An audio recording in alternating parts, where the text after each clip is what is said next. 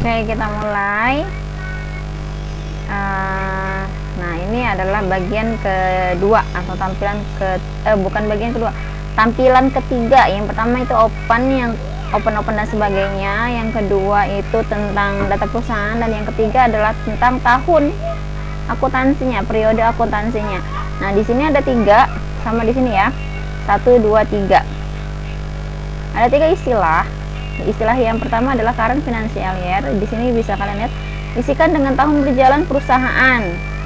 Untuk current financial year. Untuk yang istilah ketiga adalah last month of financial year.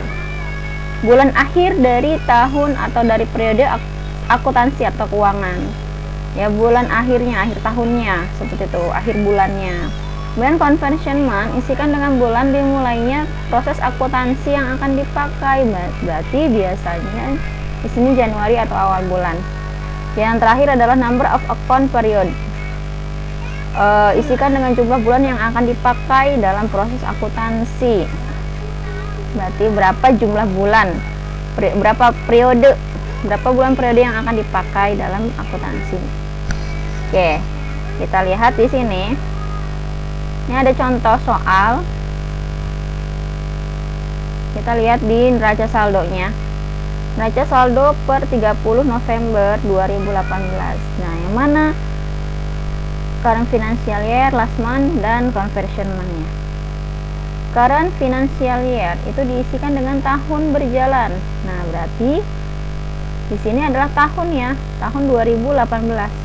Tahun terjadinya transaksi. Jadi kalau misalkan di soalnya itu tahun transaksinya 2020, berarti di sini ditulisnya adalah 2020. Jadi yang dimaksud dengan current financial year itu kalau bahasa biasanya gitu, nggak berat-berat, adalah tahun periode transaksi ya. Oke, yang kedua last month of financial year, akhir bulan periode akuntansi atau akhir bulan tahun keuangannya. Kalau di sini yang mana? Nah, biasanya kan kalau per akuntansi itu kan periodenya Januari sampai Desember ya, biasanya tahun anggarannya. Nah, di sini sama. Kalau di sini kita ngelihatnya di mana? Nah, di sini ini kan Desember. Berarti kita bikinnya adalah Desember. Terjadinya transaksi, bulan akhir terjadinya transaksi. Seperti itu ya, Desember. Nah, conversion month itu yang mana? Nah, ini adalah bulan terjadinya transaksi. Kalau ini kan akhirnya. Nah, kalau ini bulan dimulainya transaksi. Kapan bulan dimulainya transaksi? Nah, kapan?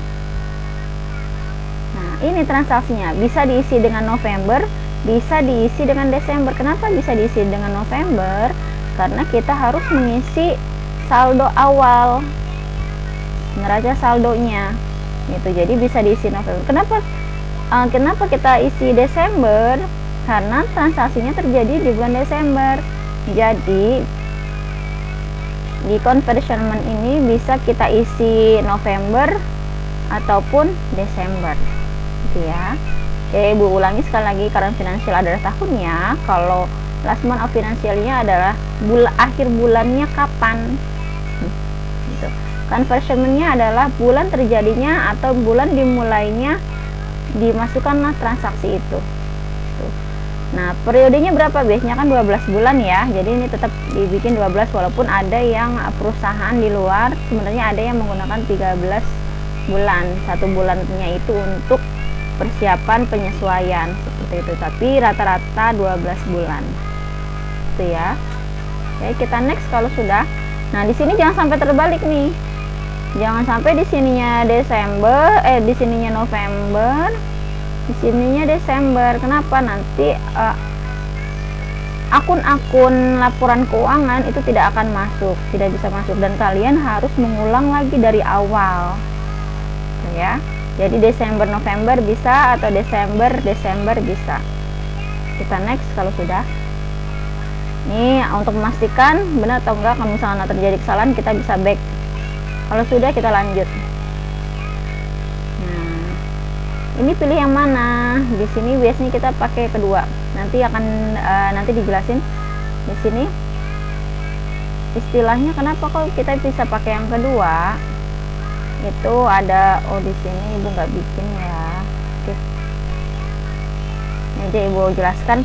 I would like to start with one of the list provided by Mayop Accounting Plus. Berarti maksudnya di sini saya mau mulainya dengan akun-akun yang sudah disediakan oleh Mayop gitu. Jadi kita tidak bisa mengubah atau menambah akun-akun yang ada. Kalau yang ketiga, I would like to build my own list once I begin using.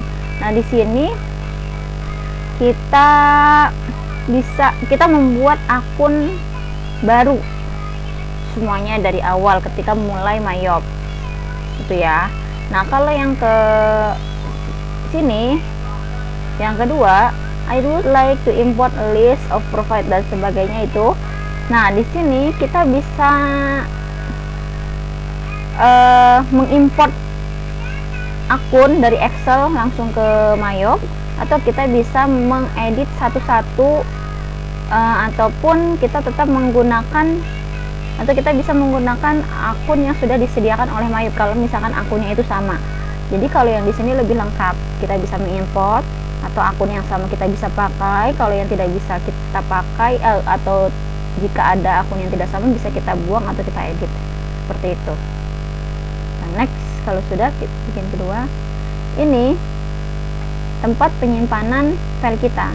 Jadi pasti ini kalau misalnya kita langsung next saja, nanti nyimpannya di sini nih, di C+18 PT ABC dan sebagainya. Jadi pastikan kita menyimpannya di file yang mudah kita temukan. Sini Bu kasih di data D, misalkan di sini Mayop.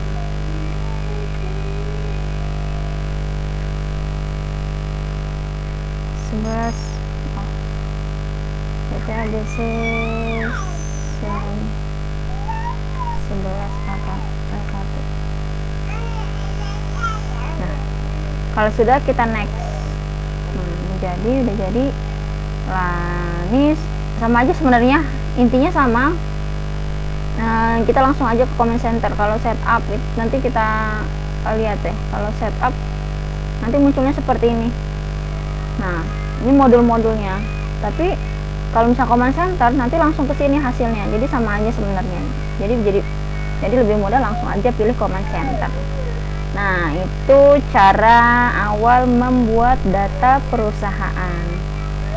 Oke ya. Sampai sini dulu bagian keduanya. Kalau ada yang kurang jelas bisa diulang-ulang lagi videonya.